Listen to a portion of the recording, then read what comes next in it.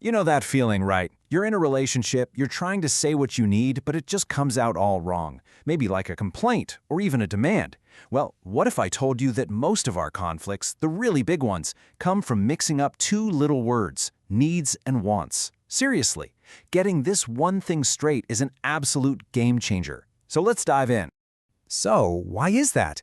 Why does trying to talk about something you genuinely need so often blow up into a huge fight? It's incredibly frustrating, and it happens all the time. But here's the secret. It's usually because we're not even arguing about the right thing. Okay, the key that unlocks this whole mess comes from the amazing work of Dr. Marshall Rosenberg. He's the psychologist who came up with something called nonviolent communication, or NVC. And he gave us this super powerful way to see what's really going on, the crucial difference between our needs and our strategies. First up, what is a need? Well, in the world of NVC, a need is a basic, universal human requirement. We're talking about big, abstract things like connection, safety, respect, autonomy.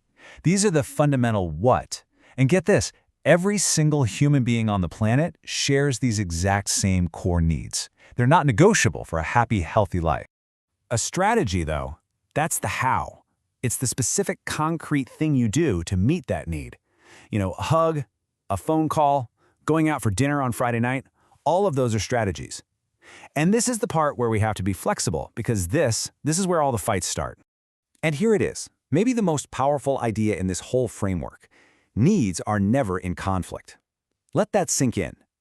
You and your partner both have a need for connection. You both have a need for respect. That's not the problem. The conflict happens when my strategy for connection, say going to the movies, clashes with your strategy, staying home to talk. We end up fighting over the how, completely forgetting we both want the same what. This is such a simple, perfect way to think about it. The need is hydration. Your body has to have it. That's universal. But a glass of water, that's just one strategy to get hydrated. You could also have tea or juice or even eat a piece of watermelon. If you start a fight because you demand water when there's only tea, you're confusing the strategy for the need. You stay thirsty and you've just created a totally unnecessary argument. All right, so that's the theory. But how does this actually look in a real relationship when things are getting emotional? Let's walk through some examples, because this is where it all clicks.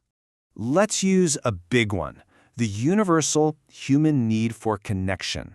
We all have it, we all crave it, but our attempts to get that need met can go really, really well, or they can go horribly wrong. Okay, look at the difference here. On the left, that's a rigid strategy, the specific restaurant, the specific time. It's become a test. It's basically an ultimatum. But look at the right side. That person is focused on the real need, connection. They offer one strategy, dinner, but they're also open to others, like cuddling on the couch. That's a conversation, not a demand. And which one do you think is more likely to actually get that need for connection met? This brings us to what's basically the golden rule of NVC. If you find yourself thinking, I absolutely need this one specific thing from this one specific person right now or I won't be okay, that's a huge red flag. You've confused a strategy for a need. You've mistaken the how for the what, and that's a direct path to frustration. What's so cool is that once you see this needs versus strategies idea, you start seeing it everywhere. It's like the secret operating system behind the work of so many other top relationship experts. I mean, take the legendary Dr. John Gottman. In his famous Love Lab, he could predict which couples would divorce with something like 90% accuracy just by watching them argue for a few minutes. And what did he see? He found that the couples headed for a breakup weren't bad people. They didn't even necessarily have clashing needs. They were just using terrible, destructive strategies over and over again. He called these the 4 horsemen: criticism, contempt, defensiveness, and stonewalling. But think about them now as failed strategies. When someone is critical, what's the need underneath? Maybe need for reliability or order. When someone gets defensive, what are they trying to protect? Probably need for respect or to be seen as good. See? These are just really clumsy, painful ways of trying to meet a totally valid need. And this lines up perfectly with what other experts, like Dr. Willard Harley, called the love bank. It's simple. Every time you use a positive, flexible strategy to meet your partner's real need, you're making a deposit. But every time you use one of Gottman's 4 horsemen, you're making a massive withdrawal. Happy relationships are just the ones with a really high balance in that account. But what if this isn't just about figuring out how to get what you need? The work of Dr. Greg Popsack actually takes this whole conversation to another level, suggesting there's a much deeper point to all of this. Dr. Popsack talks about this idea of self-donation. He says the real goal of a great relationship isn't to be a master negotiator who gets all their needs met. It's about this mutual gift of self. It's in the act of giving to your partner that you both actually grow into the best versions of yourselves. So from his perspective, when we get stuck on those rigid, demanding strategies, it's a kind of utilitarianism. We're basically treating our partner like a tool, a means to an end. They become a vending machine that's supposed to dispense hugs or dinners on command. And in that moment, we've stopped seeing them as a person to love and started seeing them as an object to use. Okay, theory time is over. Let's put all of this to the test with a rapid-fire round of some of the trickiest, most common questions that pop up around needs and wants. All right, here's a big one. It feels like a need, doesn't it? I need a good marriage. But is it a universal human need the way Rosenberg defines it? The answer, in this framework, is actually no. A good marriage is a beautiful, powerful, and probably one of the best strategies ever invented for meeting those core needs, like connection, security, stability, and love. But the marriage itself is the vehicle, it's the how. The deep needs are the what.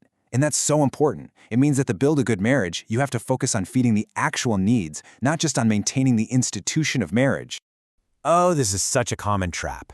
That feeling that your happiness is completely in someone else's hands. That your spouse is the only person in the entire world who can give you what you need. And the answer brings us right back to that golden rule. The second we start believing that only one specific person can meet our need, we've done it again. We've confused the strategy, that person, with the need itself. We've put a totally impossible weight on their shoulders, and we've given away all our own power. It's not fair, and frankly, it just doesn't work. Let's make this super clear with a quick breakdown. On the left, you've got the real, universal needs. Intimacy, trust, peace, even sleep. These are fundamentals. But on the right, you have things we often call needs, but they're really strategies or preferences. For instance, lack of drama isn't a need. It's a state you prefer to be in to get your need for peace met. Independent behavior isn't a need. It's a strategy to meet your need for autonomy. Seeing this difference is everything. The things on the right are negotiable, flexible hows, not the core whats. So I want to leave you with this one last question to think about. Look at your own life, maybe a recent argument or frustration. What's one specific strategy, that one thing you just felt you had to have, that you are really attached to? And now, can you look underneath it and find the true universal need you are actually trying to satisfy? Because figuring that out, that is the first, most important step toward real connection. Thanks for joining me.